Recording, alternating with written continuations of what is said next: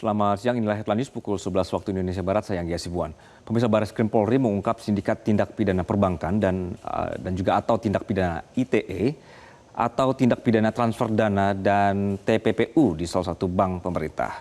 Aksi kejahatan yang dilakukan sindikat ini yakni memindahkan uang dari rekening dorman ke rekening penampungan sebesar 204 miliar rupiah.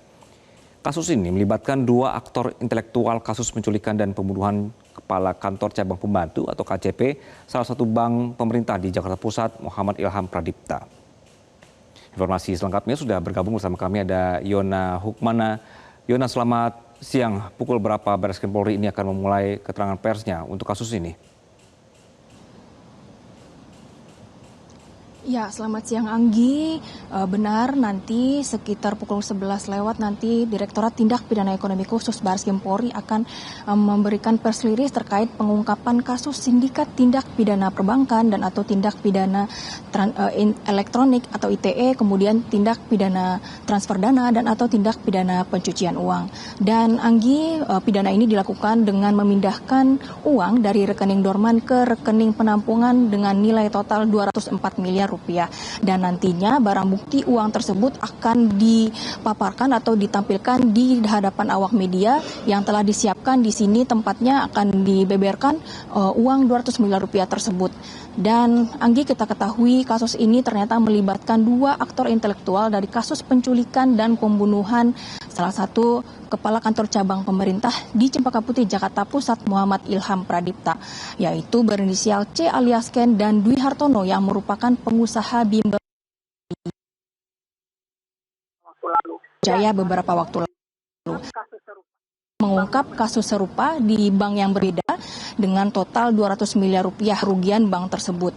Dan di sini ternyata Barreskrim Polri menangkap beberapa tersangka lainnya yang salah satunya yaitu merupakan Kepala Kantor Cabang Bank. Dan berbeda dengan kasus Muhammad Ilham Pradipta yang diculik dan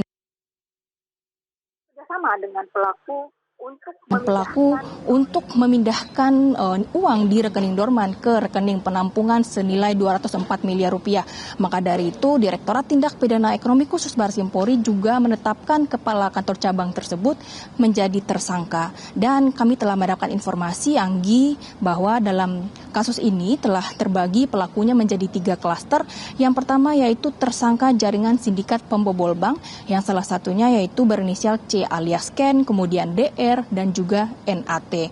Kemudian klaster kedua yaitu tersangka karyawan bank yang berinisial AP dan GRH. Dan yang ketiga yaitu tersangka pencucian uang berinisial DH atau Dwi Hartono dan juga IS. Dan modus operandi para pelaku ini yaitu memindahkan sejumlah uang di rekening dorman ke rekening penampungan pada saat di luar jam operasional bank. Begitu Anggi yang baru kami dapatkan informasi terkait pengungkapan kasus ini. Nantinya akan kami update kembali setelah konferensi pers ini telah dilangsungkan oleh Direktorat Tindak Pidana Ekonomi Khusus Barreskrim Polri. Baik, Yona Hukmana melaporkan dari Barreskrim Polri. Terima kasih. Jelajahi cara baru mendapatkan informasi. Download Metro TV Extend sekarang.